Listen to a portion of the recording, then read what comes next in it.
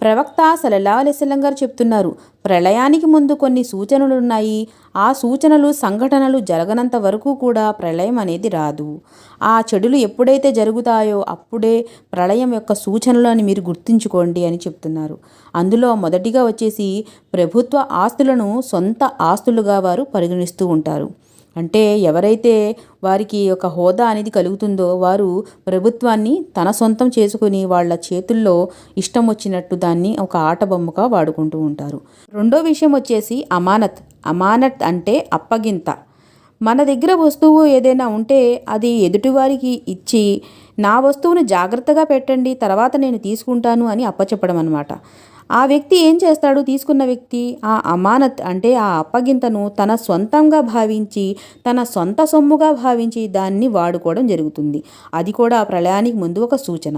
దాన్ని మనం తరచుగా చూస్తూనే ఉన్నాం.